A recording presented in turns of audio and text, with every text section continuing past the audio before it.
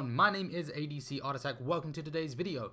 Today's video is going to be something that I know a lot of people struggle with and a lot of people are going to want some help with, and it's been requested quite a few times. So today's video is going to be on the perspective of the characters, specifically from the Dragon Ball Z universe. How do we alter them and how do we change them? Now, before getting into this, I will say if you're drawing a Dragon Ball Z character, you have references at hand. You can find them online, but if you don't, then I'm going to give you a few tips to do it. Might be perfect, and this isn't going to be a perfect drawing. This is just going to be me quickly sharing the basics with you and going through two different styles and two different positions and just breaking them down and how we get to each one.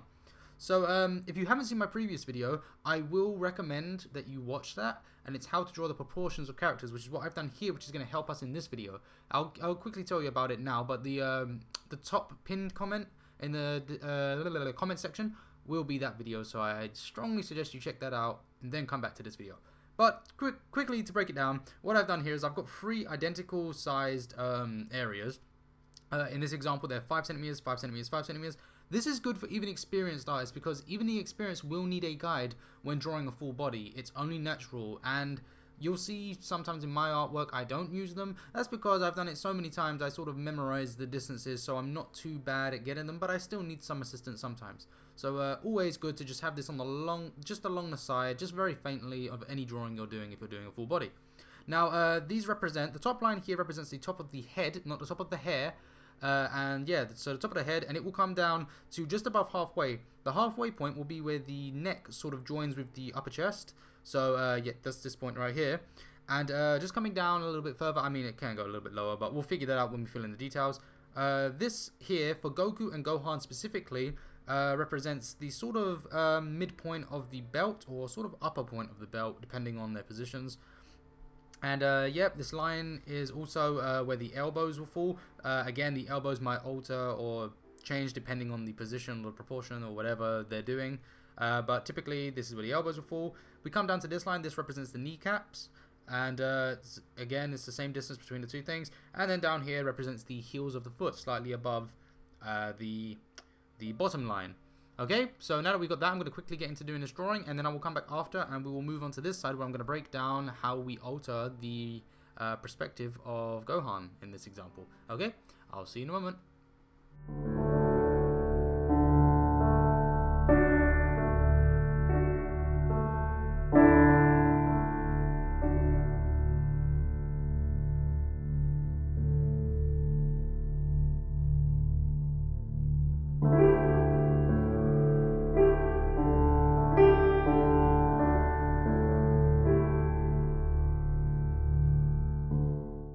Hey, what's going on, guys? So welcome back, and I got a little bit ahead of myself, so I had to stop. Sorry about that, but don't worry, you didn't miss anything important. Actually, it's good that I did that because it takes off about 3 minutes of drawing, 4 minutes of recording time. So yeah, I've done the Gohan here. He is now proportionally accurate using the method that I have shown in the previous video. He's now accurate, except for the hands. We sort of messed around with those a little bit just to keep them basic, because I don't want to fill out too many details. I need you guys to be able to follow this. And yeah, so we now have a Gohan, and I'm going to show you exactly how we're going to change this Gohan into a more downward perspective. As you can see, I've already started it here. Now, I've got to reiterate, if you can get hold of a reference, use the reference. There is nothing wrong with it. Every artist on YouTube is using a reference in some way, shape, or form.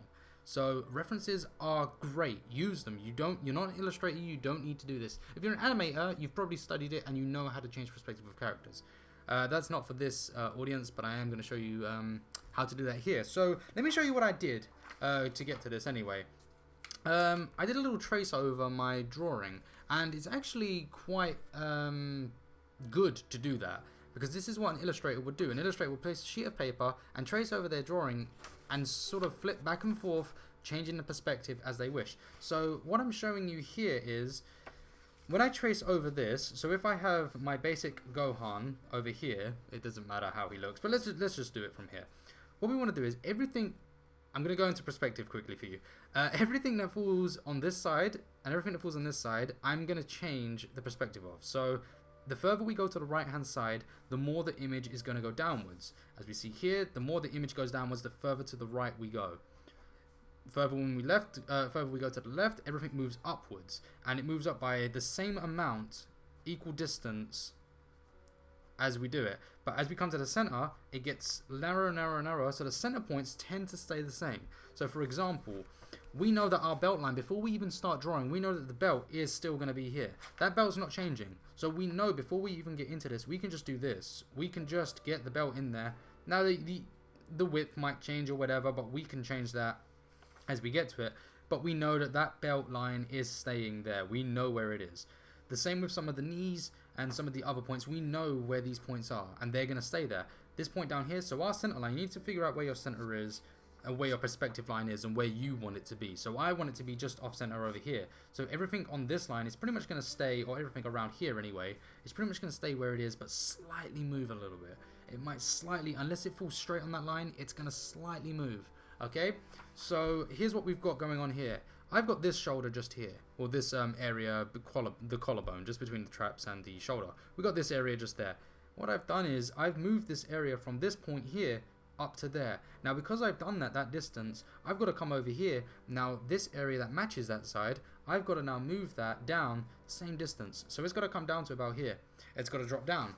So that's what we're going to do. And we're going to keep doing things like that. We're going to keep manipulating it and changing it. Same with the face. Even the face moved down a little bit. We moved it and we brought it across. Now I've done it a little bit big, the head, but I'm not being crazy accurate or serious with this. This is a tutorial, so yeah. But the chest. So the chest falls onto pretty much the same point, and all I've done is I've moved it up from its original position, which was going across there. It's moved up slightly because it's not as far over there, so it can only move up there. It doesn't need to go like that. Same over here. You see what I'm saying? So this one over here, that moves up. Well, I'm just going to move it straight now because it doesn't need to go as high up as that one does. Same with this bit. Again, things move up, things move down, blah, blah, blah, blah, blah. Life goes on. Okay? So let's get on with some more of this. So I'm going to move over to where the side of the belt would be. So the side of the belt is here, so let's say it's there. We're now going to move it up. And we're going to move it up to about there. Not crazy, we're not going to move it up that high. Gosh.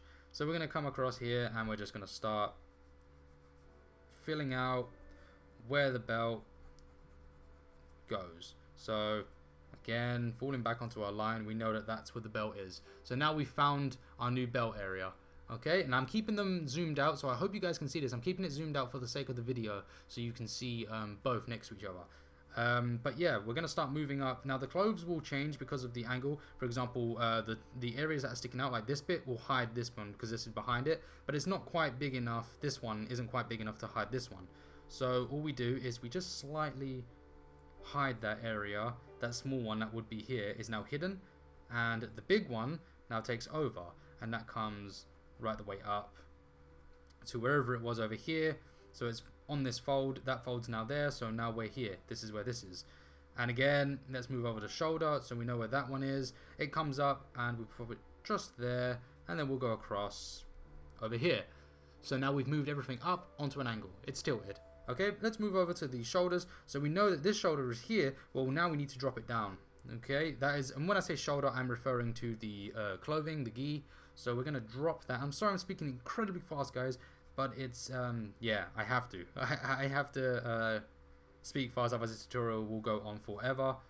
And no one wants that. So as you can see, I'm moving the top where the clothes were. I'm moving them down the equal distance that I've done here. And here it is. Its new position over here. Now, remember, it's a sort of 3D effect, so it's got to go over there. And the clothing will change from that position. It will go higher. So that's where it is there, that's where it is there, and then all we do is we just sort of move things around to get them in line. Now I did mess up a little bit with this here, but it's not crucial. I am drawing from another reference actually, but I have to change it slightly to match my drawing, so yay, that's fun. But yeah, let's drop it down and we're going to follow where the shoulder goes, and there you go. So as you can see, we are sort of getting there. We need to drop this ear down. The ear falls down, so let's go across here with the ear, and the ear doesn't change too much structure depending on the angle. It just squishes up a little bit more. So there's the new ear, and the hairline was there, but now we need to drop it because it drops there. So there you go. It will start down here and it will fall down there. As you can see, it doesn't drop quite as much here as it does there. So what we need to do is just sort of go off on that little angle there, get the hair in, and the hair is, yeah, just The hair is there. Okay, so this is how it works. It's a very technical way of drawing, and this is only recommended for you if you are an animator, if this is something that you take as a career or seriously or something like that, if you're creating something. But any other time, you know, I just say look at a reference. I mean, this knee's now going to jump up here, so now we've got this new knee location there, which again means that the foot's going to move up to about here. So now we've got our new foot location over there, and yeah, so our foot here. You can change the angles of the feet and stuff as you want. Let's do that. We'll do that there. As you can see, we are getting this, but now we've got to move this one down because now this one's going over here. So now it gets crazy because now that one's got to go off screen down there, and this leg will now come straight down because now the kneecap is here. So now we're moving over there, and yeah, I mean, I really hope that this tutorial is helping, guys, because yeah, it's a little difficult to teach things like this. It's not the easiest thing in the world to do. The arm, as you can see, we need to now adjust the position of that. Everything's moving, but it's moving. The good thing about the arms is you can match them up with the clothing anyway. So once we know where the clothing's going, we know that we can move this arm up here. And then with this, you may need help with. You need to change the angles and position of the wristbands and the hands. Now the hands at the best of time can be complicated, so yeah, it gets a little funny. But to show you that this method works, I am doing from a reference. I'll show you my reference just for the sake of it. There you go. So I'm using this reference to create this, but obviously you can see that I'm changing it to match my image, so I've had to change the arms. And yeah, so I'm just showing you that this method actually works and you can do this. So all we do is we just change the circle here. The elbow's got to come down, so it's going to come down to about there. And now that new location of the bicep is down here. And yeah, guys, I mean, there's nothing more I can tell you really. I'm going to get on with this drawing, and at the end you guys can see what it looks like by comparison. And I hope that it helped you. You know, if it did help you guys out, please leave me a like. Let me know if it helped you. And yeah, I will do better in the future at giving you tutorials. I am trying my best to do this. It's very difficult, but guys, please do enjoy the rest of the video, and yeah, let me know what you think at the end. Let me know if this helped you. Let me know if you learned something. I'm very sorry that my tutorial skills are pretty whack, but thank you so much for watching this. Take care, have a nice day, and see you at the end of the video.